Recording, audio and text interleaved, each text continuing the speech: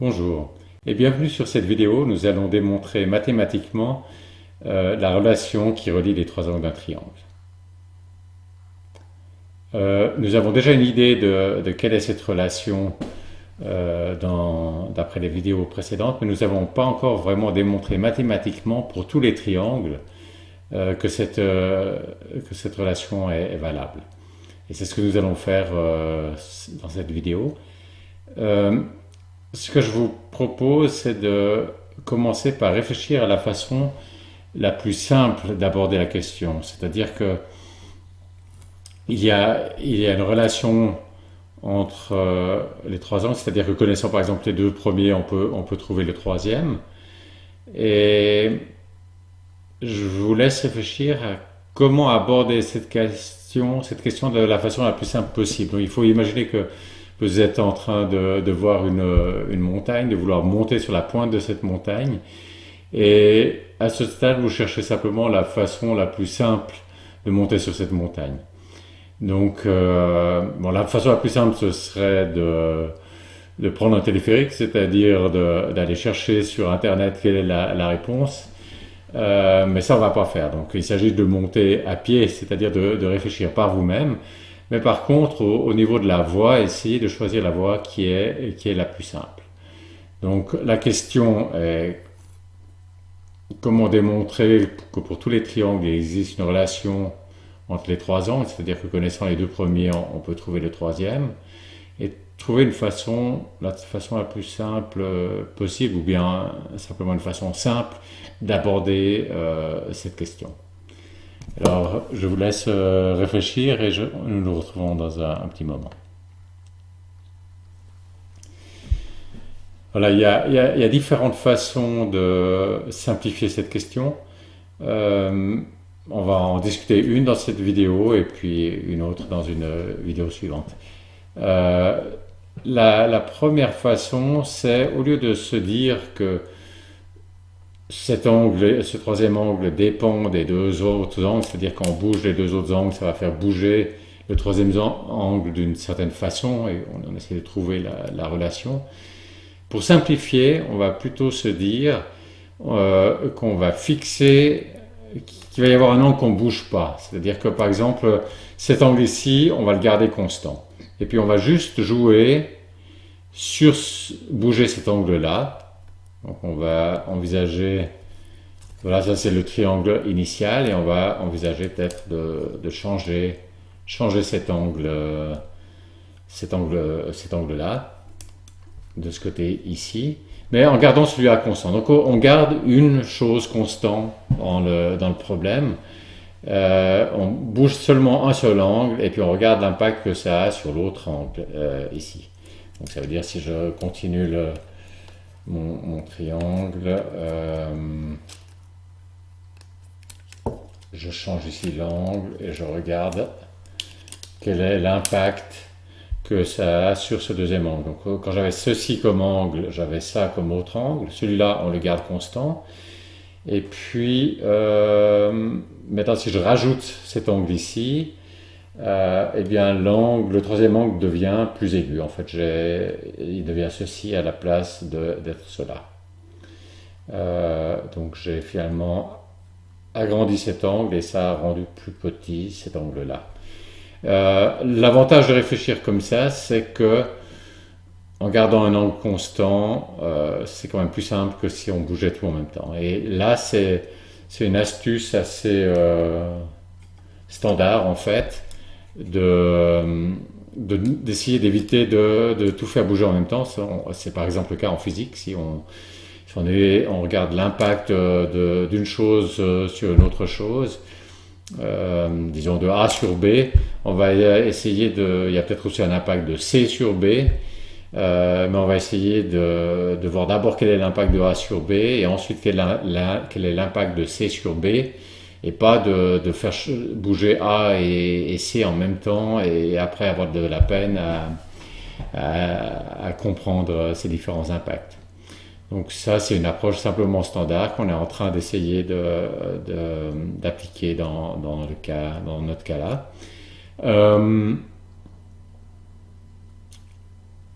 il y a évidemment ensuite la, la, com- la complication que lorsque en fait il peut y avoir, si on est en physique, il peut y avoir à la fois quand même dans la réalité, il peut y avoir à la fois A qui a un impact sur B et C qui a un impact sur B simultanément. Et puis après, alors donc, si une fois qu'on connaît l'impact de A sur B et de C sur B, il y aura la question de savoir comment les choses se composent. Si, si A et C agissent simultanément sur B.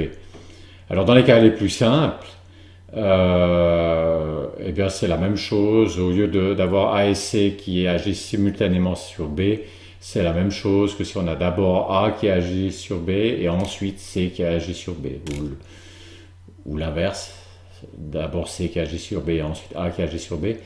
Donc il y a des cas comme ça où c'est relativement simple, c'est-à-dire qu'une fois qu'on a compris les impacts avec un seul facteur, on connaît l'impact des facteurs combinés.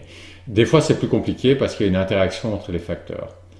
Euh, et ça ne va pas être simplement la même chose que faire l'un après l'autre. Ou bien peut-être que ça se remarque déjà parce que si ça dépend de l'ordre dans lequel on fait, on peut faire l'un après l'autre, mais si on fait dans un autre ordre, ça donnera un chiffre différent, donc ça donnera un résultat différent. Donc là, on voit déjà que c'est plus compliqué et qu'il y a une interaction. Dans notre cas ici, donc on n'est pas en train de faire de la physique, mais on est avec nos triangles. Euh, Ce que je suis en train de faire, c'est de garder cet angle constant. Et ça me permettra de comprendre ce qui se passe. Comment en bougeant cet angle, ça fait varier celui-ci, en bougeant celui-là. Mais il y a deux angles, donc si je bougeais ensuite l'autre, qu'est-ce qui se passerait?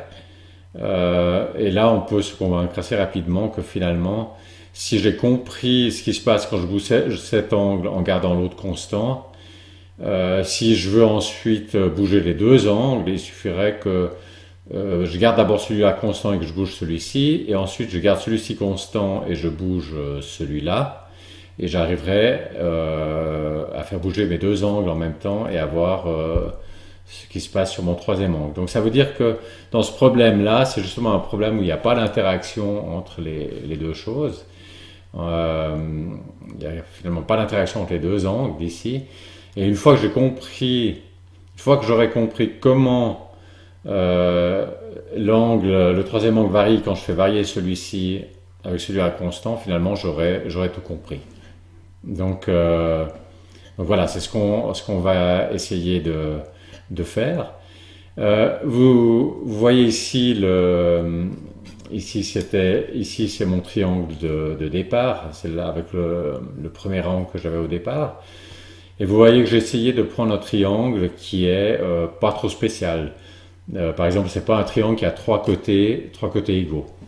Parce que la difficulté ici dans cet exercice, c'est que on va réfléchir sur un triangle spécifique, ce triangle-là, qui avait cet angle ici, et maintenant on va l'augmenter de ce montant-là. Donc on est en train de réfléchir sur un triangle spécifique, mais on veut en tirer des conclusions générales. Donc il faut pas utiliser des éléments qui sont valables uniquement pour ce triangle spécifique-là, parce on peut se baser sur ce triangle spécifique pour mener le raisonnement général, mais il faut utiliser que des choses qui seraient vraies pour tout triangle. Et c'est pour ça que je n'ai pas pris comme triangle initial ici un triangle qui aurait les trois côtés égaux, parce que c'est un triangle très spécial. Et là, il y aurait un risque, involontairement, j'utilise une propriété des triangles équilatéraux, c'est des triangles qui ont trois côtés égaux, et que involontairement j'utilise une propriété de ces triangles-là, et que le résultat que je trouve à la fin ne soit valable que pour ces triangles-là. Donc c'est pour ça que j'ai essayé de faire un triangle qui n'a pas grand-chose de spécial. Peut-être ici je vais faire un angle qui n'a pas trop l'air d'être un angle droit, donc un angle un peu plus aigu ici, comme ça, que ça ait l'air d'être un triangle assez quelconque. Voilà. Donc maintenant, euh, voilà le triangle. Et la question c'est, je fais cette augmentation ici, j'ai augmenté ici l'angle du triangle, euh, et ça a eu un impact sur ce troisième angle. Et j'aimerais comprendre, voir quel est l'impact que ça a eu. Donc ça a rendu l'angle plus petit, mais de combien? Donc la première chose que je dois faire maintenant, c'est comparer cet angle ici et puis celui-là. Et alors je vous laisse réfléchir à la question de savoir comment est-ce que je pourrais comparer ces deux angles ici. Alors pour comparer cet angle et celui-là, il faudrait qu'ils soient situés sur le même sommet. Comme ça je pourrais voir la différence. Puis il y en a malheureusement un qui est sur ce sommet-là et l'autre qui est sur ce sommet ici.